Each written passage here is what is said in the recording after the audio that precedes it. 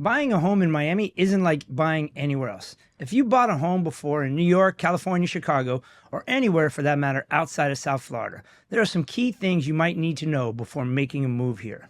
Everything from finding the right neighborhood to understanding Miami's unique market dynamics play a role in making the right decision. Lifestyle is different here. Commutes aren't what you might expect, and things like flood zone, taxes, and insurance can catch buyers off guard. In this video, I'm breaking down the top 3 things every homebuyer needs to consider. Where to live in Miami based on your lifestyle, how your daily routine and commute will change, and the financial factors that make Miami's market unique. Let's dive in. So the first question I ask a potential new buyer who's moving to Miami is really, what kind of lifestyle are you looking for? Miami has so many different opportunities, whether you want a quiet residential neighborhood, you want to be downtown or in Brickell with a hustle and bustle, or are you looking for walkability, or perhaps even you want to be near the beach. These are all some of the things I need to understand before I can start steering you in the right direction.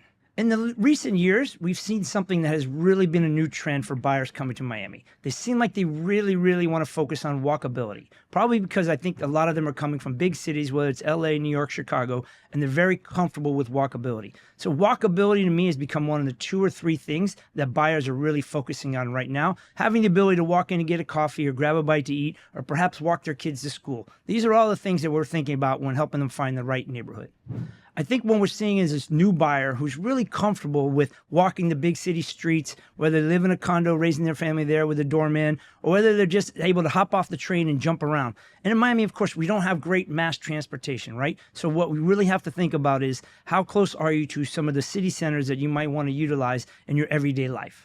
So buyers who haven't spent much time in Miami, they really have a real shock when they understand what do our commutes look like, right? We don't have the best infrastructure when it comes to mass transportation that they're probably used to in some of these big cities. So for them, getting in a car and driving 30, 40, 50, even an hour to get to the office or take their kids to school comes as quite a shock. And I think that's a really big, important piece of the puzzle we have to put together for them. So when we do sit down and talk about public transportation, and like I said before, I think these are some of the things that these buyers are used to and comfortable with. We really got to help them understand, what does our metro rail system look like? Where does it help get them to from? And, is it okay to live near there? What are those factors? Also, we do have a massive bus transportation system, which does get us around. And if you get into the local markets, then they need to understand, what are the trolleys? So it is a pretty complicated system that sometimes we have a lot of challenges with when we're trying to explain that to new potential buyers. Yeah, I think a big factor the buyers have to consider is lifestyle. And what I mean by lifestyle, the main thing that comes to me is really, where are you going to work, where are your kids perhaps going to go to school, and where are you going to spend most of your time when you're not working? And what does that look like? When we start looking at that, then we really have to figure in commutes. Miami has really gotten a lot of traffic lately, and now the bottleneck and traffic tie-ups all around town are very different. So understanding where you're going to live, where you're going to work, and where you're going to play, and perhaps where your kid's going to be in school is really critical to understanding where is the best place for you to land here in Miami. So taxes and insurance are big topics for buyers here in Miami. And so let me just take a minute to explain a little bit about that with you. Of course, taxes are different here in Miami, as we don't have a state income tax. And I think that's why a lot of people from out of town are attracted to us. But the way Miami makes most of its money is either off of the tourists on taxes for them or on real estate taxes. And this is definitely our largest pool of tax. Real estate taxes in Miami will run you about 1.5% to 2% of your purchase price annually. And that's something that buyers have to wrap their head around and don't necessarily understand before they get here. Then we have to add in the factor, an additional cost is insurance. And insurance changes in so many different ways, whether you're in a flood zone and potentially have hurricane problems, or whether you're up on the hill and you're not so worried about flooding, whether you have a new build or different things that the insurance companies will like to see so that they can give you a different discount. So I think navigating the insurance and navigating the tax question are really something that we really spend a lot of time with, making sure the buyers have a really good handle on. So of course, one of the huge questions we get when buyers come down here, what is up with these hurricanes? Thank God, knock on wood, we have not had one for a couple years, but it is sure that we will definitely have one again. So let me take a minute to talk to you about hurricanes in Miami and how they impact the housing market, right? So of course, when a hurricane comes, we have really 2 things we have to worry about. We have to worry about the wind damage to your property, and we have to worry about potential flooding. right? The flooding is an interesting thing because, Miami is defined by certain neighborhoods that are in flood zones and certain neighborhoods are not. So that's something that a buyer needs to understand. Now, the new code and building has really helped mitigate some of the damages if you are in a flood zone because you have to build up and things like that. But understanding how your house is constructed and does it have the right hurricane protection, I think is really vital for anybody. And what I mean by how is it constructed, what kind of roof do you have? Is it strapped?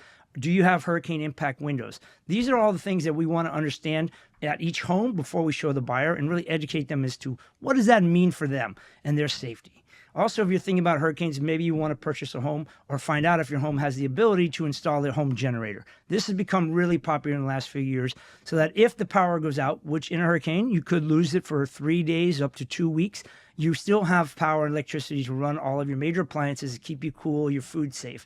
So these are just some of the things about hurricanes that we have to talk about, and it is a really big part of your home buying decision. So if you've ever been to Miami and tried to do a road trip, it takes like 9 hours to leave the state of Florida. But the funny thing is, in 9 hours, you can get to about 40 different countries in South America and the South Caribbean. And I think when you come to Miami as a new buyer, that's something that you really got to take into consideration. All of the cultural diversity that we have here. We have little pockets from all kinds of different countries in South America that have populated and helped grow Miami to make it what it is. So understanding those cultural differences and literally neighborhood by neighborhood, street by street, whether it's what kind of restaurants and what kind of cultural activities are here, I think that's a really important part. And that's something that a lot of the American buyers, when they move down here, they don't really understand yet. A question, or maybe better yet, a hesitation I get a lot from potential new buyers that are moving to Miami is that they say to me, I've seen that home values have really gone up a lot lately. And the fact is they have, right? Since COVID, Miami's been put on the real estate landscape across the country. And I think it's really helped us escalate our prices. But in my opinion, our prices are just getting to where they should have been many, many years ago, where we were undervalued. And if you look at the long-term history of Miami and you're talking about pricing and home valuations, in the last 55 years, home valuations really only gone down 3 or 4 years. And that was in the crash in 08, 09 and that era. Every other year since then, Miami's home prices have either stayed steady or ticked up. So I predict that in the future, that trend is going to continue as more and more people are understanding how great this magic city is. So the last question I always end up talking to people about is timing. Is now a good time to buy? So for me, I think, remember, when you're buying here in Miami, most of the time, yes, there are investments, but most of the time my clients are looking for a home. The really important thing is finding the right home for you that fits you. And I always feel like the time is always now if you are in the right mood to come to Miami. Miami's prices are going to come and go. This is not an investment. But historically, we have always held our prices and continue to grow. So I think when you're looking at timing, it's really much more about what is the right time for you and your family. I do not think you can go wrong buying any real estate here in Miami, and history has proven that. I think Miami is such an amazing and diverse place, but I do notice when people are moving here, they run into some real surprises, right? Of course, Miami, everybody can speak a little bit of English, but a lot of people speak a lot of bit of Spanish. So people are understanding, how do I maneuver in areas where Spanish is the dominant language is one of the lifestyle things they have to consider, right? I think they also have to consider the weather, right? What is our weather pattern like here? It rains all summer long, and then it's beautiful in the wintertime. So how much time are you going to spend here and there? And then, there's some other cultural differences that our diverse community brings to the forefront of what makes Miami so great. So navigating that for new potential buyers is something that we do really well, I think, here. Miami is one of the most exciting places to live, but buying a home here comes with its own set of challenges and opportunities. Whether it's finding the right neighborhood, adjusting to our car-centric lifestyle, understanding things like flood zones, insurance, and being prepared is key.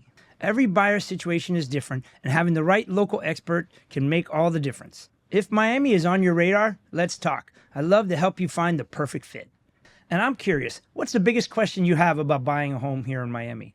Drop it in the comments, and I'll make sure to answer. And if you want to stay ahead of the market, hit that like button, subscribe, and I'll see you on the next one.